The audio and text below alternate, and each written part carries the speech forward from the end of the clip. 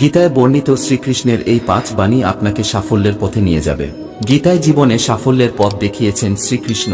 এত হাজার বছর পরেও গীতার বাণী জীবনে সঠিকভাবে মেনে চলতে পারলে জীবনে সুখ ও সাফল্য লাভ করা সম্ভব। জেনে নিন গীতায় বর্ণিত শ্রীকৃষ্ণের 5 বাণী। মহাভারতের অন্যতম অঙ্গ হল শ্রীমদ্ভগবত গীতা। কুরুক্ষেত্রের যুদ্ধ শুরু হওয়ার ঠিক আগে অর্জুন নিজের আপনজনদের বিরুদ্ধে যুদ্ধ করবেন না বলে ঠিক করে অস্ত্র নামিয়ে রাখেন। তখন শ্রীকৃষ্ণ তাকে জীবনের সঠিক দিশা দেখান, কর্তব্যের আসল অর্থ বোঝান। এত হাজার বছর পরেও গীতার বাণী আজও আমাদের জীবনে একইভাবে প্রযোজ্য ও উপযোগী। শ্রীমদ্ ভগবত গীতায় জীবনের আসল অর্থ ব্যাখ্যা করেছেন শ্রীকৃষ্ণ।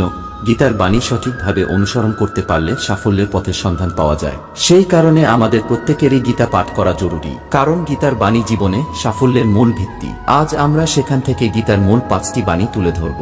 শ্রীকৃষ্ণের এই 5 বাণী জীবনে সাফল্যের সন্ধান দেয়। যখনই আপনি জীবনে সংকট বা সংশয়ের মুখে পড়বেন, তখনই গীতার বাণী আপনাকে আশ্রয় দিতে পারে। গীতার বাণী অবশ্যই আপনাকে জীবনে কঠিন সময় থেকে বেরিয়ে আসতে সঠিক পথের সন্ধান দেবে। গীতার বাণী আপনার জীবনের সব সমস্যা দূর করে সুখী ও সাফল্যের দিকে নিয়ে যাবে। জেনে নিন গীতার এই 5 বাণীর কথা। জীবনে জন্মের মতো মৃত্যুও অবধারিত। গীতায় কৃষ্ণ বলেছেন, যার জন্ম হয়েছে তার মৃত্যু হবেই। তাই মৃত্যুর কথা ভেবে আতঙ্কিত হওয়ার কিছু নেই, বা প্রিয়জনের মৃত্যুতে ভেঙে পড়াও ঠিক নয়। কোনো মানুষের সবাইকে সন্দেহের চোখে দেখার একটা প্রবণতা থাকে। কোনো কারণ ছাড়াই এরা সবাইকে সন্দেহ করেন, কিন্তু যারা অন্যকে সন্দেহ করেন তারা জীবনে কখনো খুশি হতে পারেন না। অন্যকে সন্দেহের চোখে দেখলে সম্পর্কের ভালোবাসা ও পারস্পরিক আস্থা নষ্ট হয়ে যায়। তাই গীতায় শ্রীকৃষ্ণ অকারণ সন্দেহ ত্যাগ করার পরামর্শ দিয়েছেন। ঈশ্বর আপনাকে সব সমস্যা থেকে মুক্ত করতে পারেন।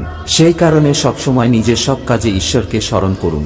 গীতায় শ্রীকৃষ্ণ বলেছেন, যে ব্যক্তি ঈশ্বর চিন্তা করে জীবন কাটান, তিনি মৃত্যুর পর সরাসরি ঈশ্বরের কাছে পৌঁছে যান।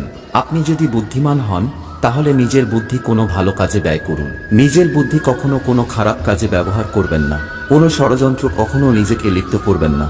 স্বার্থহীনভাবে সমাজের ভালোর জন্য কিছু করুন। এর ফলে আপনি সমাজে যেমন মানসম্মান পাবেন, তেমনি নিজের মনে প্রসন্নতা অনুভব করবেন। গীতায় শ্রীকৃষ্ণ অর্জুনকে সবরকম আসক্তি থেকে মুক্ত হওয়ার পরামর্শ দেন। কারোর প্রতি অকারণ মুগ্ধতা কখনোই কাজের কথা নয়। বিশেষ করে নিজের শরীরের প্রতি কোনো রকম টানা থাকা ঠিক নেই। এই নশ্বর দেহ একদিন পঞ্চভূতে বিলীন করে যাবে। তাই শরীরের প্রতি কোনো রকম মোহ মায়া রাখবেন না। সব আসক্তি ত্যাগ করে সত্যের পথে এগিয়ে চলুন। লোভ, রাগ ও ঈর্ষা হলো আমাদের সবচেয়ে বড় 3 শত্রু। এই 3 শত্রু আমাদের নরকের পথে নিয়ে যায়। সেই কারণে লোভ, রাগ ও ঈর্ষা সম্পূর্ণভাবে ত্যাগ করুন। এইসব শত্রু নিজের জীবন থেকে দূরে রাখলে আপনি সফল ও সুখী জীবন যাপন করতে পারবেন।